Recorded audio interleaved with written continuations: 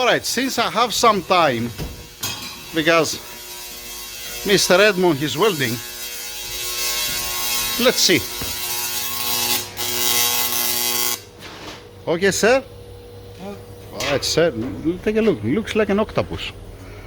You remember that I said at the beginning that I have a half millimeter extra clearance? This is because if it gets wrapped, I hope to be enough. We're gonna find out. We're gonna leave to cool it by itself. You welded complete? Finished? No, what's in the... From downstairs. Okay, nice, fine. So this is how it's gonna looks like. I need to support it first. To put it. Okay, sir? Give me on it. So first I need to support the surge tank, the fuel regulator, and then to pass the pipes and all the rest. 1 second, this no need anymore. I put this down because we spot welded first here, and I don't want to destroy the color of the car. That's why I put this one.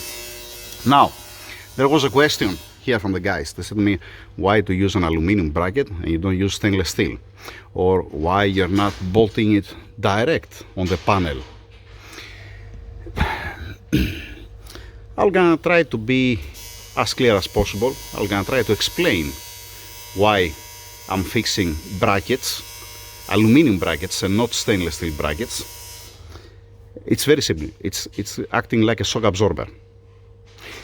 It's, how to explain now this? You need to have in your mind that the G-forces, all right, in case of an accident, if something happened. What I mean by that? By bolting the surge tank direct there, you're gonna use, let us say, 6 bolts, all right? This is a panel. This is one millimeter panel. It's not something crazy. You're gonna put some washers, you're gonna support there. If you come to a dead stop, you're traveling, let us say, with 70 kilometers per hour, all right?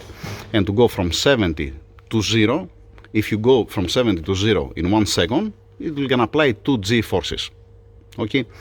If you go from 70 to 0 in 10 of a second, 1/10 of a second, 100 milliseconds, let us say, all right? It depends the car, you're gonna tell me, yes, okay. If, let us say, you bring it to a stop, one object, in 1/10 of a second, from 70 kilometers, you're gonna be 20 Gs. That means 20 times the weight of this part. That's the principle. That's the reason why I'm doing it. Because I'm expecting, let us say, to collapse, to get some energy, to slow down the surge tank, and not to be solid, and you're gonna strip off everything, you're gonna jump front. That's the principle. As another example, let's give another example, all right? If you have, let us say, any accident or something, you're gonna start crashing the front bumper, the headlights, all right? On the bumper and the headlights, we're gonna apply different G-forces, because this is gonna have direct impact. To pass the crash from this side to the engine and then to reach back over there to slow down all the car, it takes some time.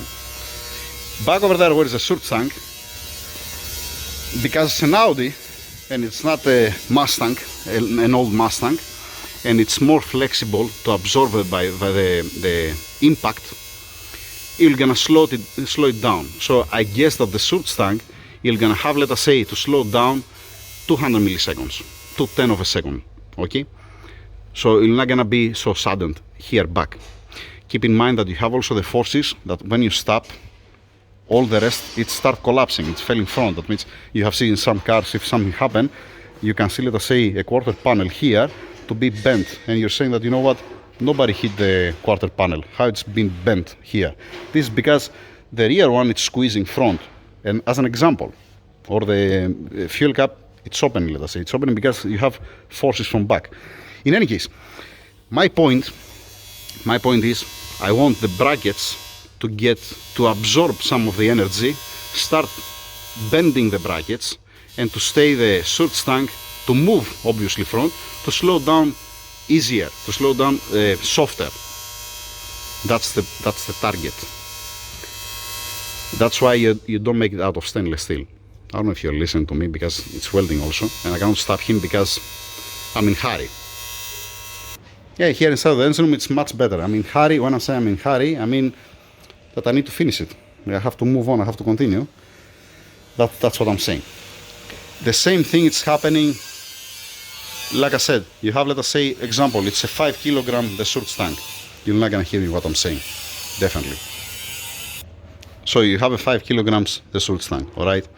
And from 70 kilometers per hour to come to zero need 100 milliseconds, 1/10 of a second, as an example.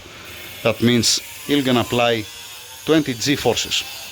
20 G multiply 5 kilograms, it's 100 kilograms. This is gonna be 100 kilograms. One of the reasons that they have 6 bolts, it's also this one, M6, to split it. So you need to absorb this one. You don't want to apply 20 G forces direct on this. You want to reduce it. How are you gonna reduce it? By having some space, by having this bracket, that the bracket will gonna be like it's breaking the speed. I hope that makes sense what I'm saying. In my mind, it makes sense. I didn't make a crash test, obviously, but I'm just trying to prevent the worst case scenario. First, for me, first it's a safety, and second, the installation to be safe, to be okay. Second, it comes the performance. You don't sacrifice the safety for the performance. That's what I'm saying. And keep in mind that, like I said, to put it next to the next to the quarter panel or to the fender, to side fender, or to put it where is the rear bumper, this will gonna be under pressure. This will gonna have a 6 bar of fuel pressure inside. It's not the best thing to hit something direct, the surge tank. That's why I'm putting where I'm putting it. I hope that makes sense. If it does make sense, I'm sorry. You might waste your time watching the video. It's just keep in mind, especially when you have to install an object and a part on a car that doesn't belong to the car, keep in mind one rule, one simple rule, that 35 kilometers per second, approximately, it's 1 G. That means if you accelerate by 35 kilometers per second, you're gonna apply one G forces back to you. If you decelerate from 35 kilometers per hour within a second, if you hit the brake and within 1 second you come to a stop from 35 kilometers per hour per second, then again, well, like I said, you're cruising with 35 kilometers per hour. You come to a dead stop within a second. You're gonna apply 1 G forces forward to you. You're gonna push forward to you. That's what I'm saying. That's the principle, especially with the fuel system or with the objects. Even the battery, if you see there, 1 second. So my friend, because he's changing the battery, he's putting a lithium lightweight battery here. He decided to don't put the bracket here. It's not been installed, the bracket. You see, it's free, the battery. I'm not the one who removed the bracket, and I cannot find anywhere the bracket here inside. I have no clue where he put it. Now, if something happened, you have, let us say, a battery that's, how much? 15 kilograms, the specific battery. Let us say 15 kilograms, all right? 15 kilograms with a 35 kilometers per hour. If you come to a dead stop within a second, you're gonna have 15 kilograms this way, front. If you hit the brake, let us say, imagine what's gonna happen. What's gonna happen? This battery, if it's not been secured properly, has been designed from the factory. That's why they have 2 M8 here and they don't have a single one, because of the position. It's not with this way like the Mercedes that have here and has a single bolt, because different story. It's lower and it's like this and has a bracket front for the Mercedes I'm talking about, 204 as an example. On this one, it's with this way. So without having the bracket here, in the case of an accident, the battery, you're gonna strip off the cables and you're gonna fly out of the windshield over there. The same thing will gonna happen if you make the mistake and you put the surge tank there and you just bolt it, let us say, with 4 bolts on this panel. It does have any reinforcement. That's my point. That's why I'm saying that it will never gonna be overkill. You put an aluminum bracket that they're gonna fold because you see that's a little bit bent. It's not perfect straight. You're gonna absorb the energy. You're gonna start bent. It might move, let us say, I hope and I wish that it will, in this scenario, I hope that you're gonna bend the brackets by 10 centimeters, because that means you're gonna have enough time to slow down. You're not gonna increase so much the G forces. That's the point. All right. Now, enough talking. Let's see with the octopus what's going over there. You need to leave it to cool down You finish already? You welded it? Where you put it? There. Alright, leave it to cool down by itself. We're gonna give 10-15 minutes here. Hot cookie. We're gonna see that again. I hope that I cover you. Your belt. Yay.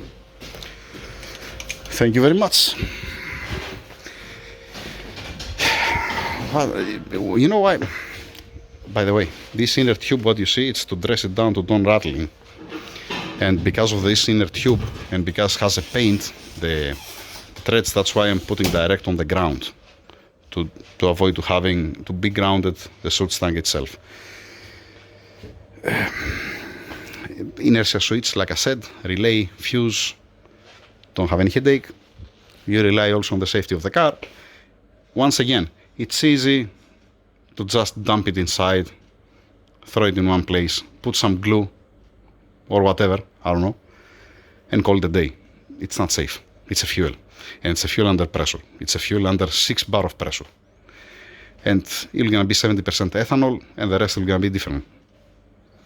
So take your time, design it somehow, try to seal bit front, and not only for the performance, but also for the safety. That's my advice, at least. I hope that you find something useful. Otherwise, sorry that I waste your time.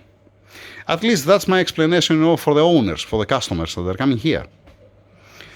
I have already say that I'm not gonna just throw a fuel system inside of a car without support, without feeling comfortable. I'm not gonna be able to sleep at night. It's gonna be dangerous. That's it. Thank you. I haven't uploaded yet the video, and I bring it here inside to cool a bit more. It's not hot that much, just to cool it down. Now, that's exactly what I was saying. You see this curve here?